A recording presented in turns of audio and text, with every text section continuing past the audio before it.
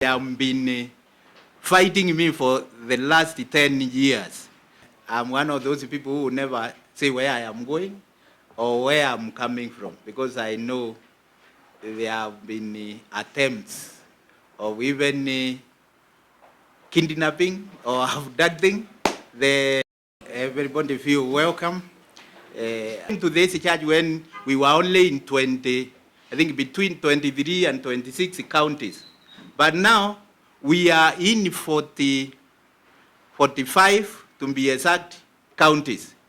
And we have plans to go also to the 2 counties where we have not opened churches. We have plans to go to Makueni and Mandera. Those are the 2 counties we have not actually evangelized. So when I refused to do that, very many people, some of those people who call themselves the owners of the church were not very happy, and they have been fighting me for the last 10 years. I have not disowned any one of those land, and one of it actually in Jomvu, for example, they say I've sold a lot of land there. Someone and even indicated that I disowned 1,000 acres. In Jomvu, we have only 156 acres, which were bought in, 1908 by a missionary for the purpose of keeping or putting the freed slaves there. And when I came to this office, there were plans in place to distribute that land to the members of that place. And all I did was just to implement the plans that were there. I've never gotten involved. The committees that they fixed, my predecessor and put there, is the same committee that distributed land in Jomvu. I have not sold any piece of land. It's a yes. Yes, my question is one. They claim that your term was added by 2 years, and then you just had that Bishop Matthew's term was extended by a whole full term, 4 or 5 years. So why are they complaining about your additional 1 year or 2 years, whereas they added 4 for that? I can very easily say that is actually malice. The bond of all the presiding bishops is there. And you can see Lawi Matthew has 2 rounds of leadership. One was in 1970 to, I can't see very clearly there, to 1980, and another one from 1985 to 92. So he's the only presiding bishop who has ran the church for 17 years. And when it's time to, when he was the chairman of the World Methodist Council came, he was given a full term of 4 years, extended by the conference. But in mine, I was only given, when I became the president of Africa Methodist Council, I was only given 2 years by the conference. But that one has agitated them so much. I also can't understand why this is happening. But I conclude it's just sheer malice and jealousy. Oh yeah, ile.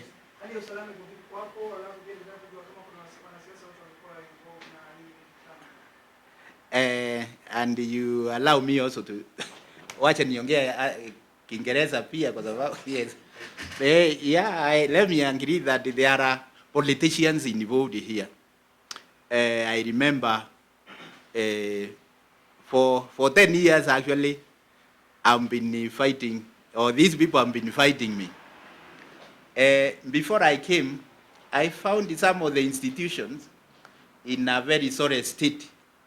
And came, for instance, was just a shell.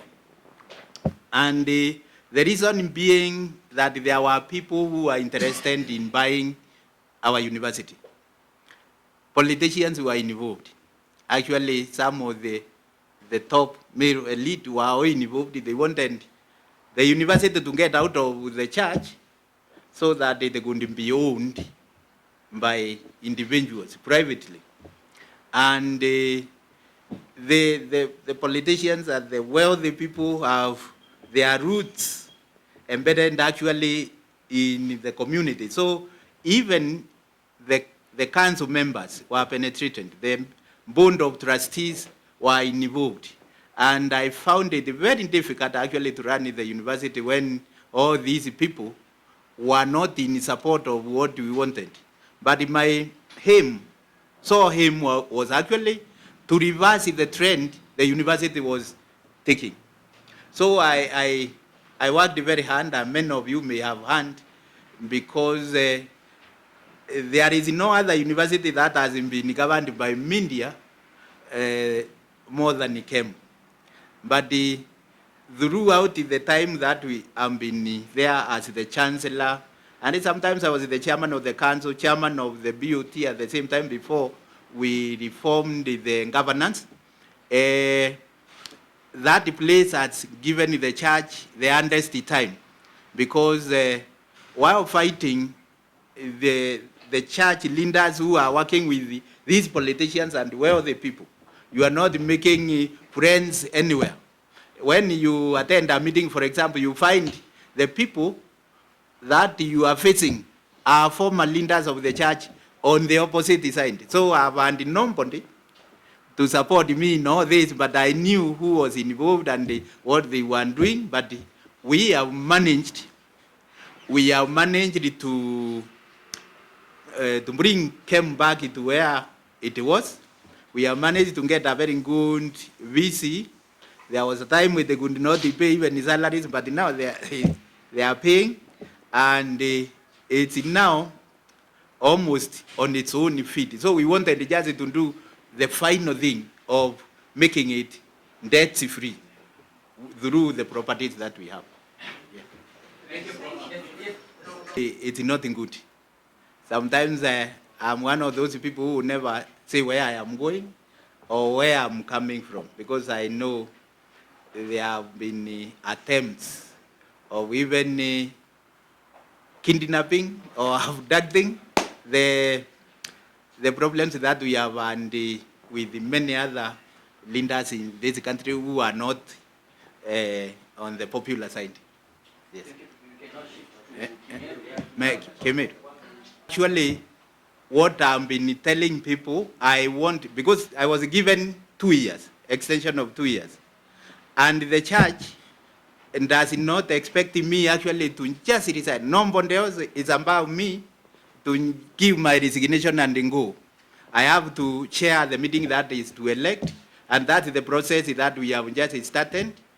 That is to elect my successor, and then see that the successor through the induction and the transition, so that we have a smooth handover as it has always been. It's our culture and our tradition to do that.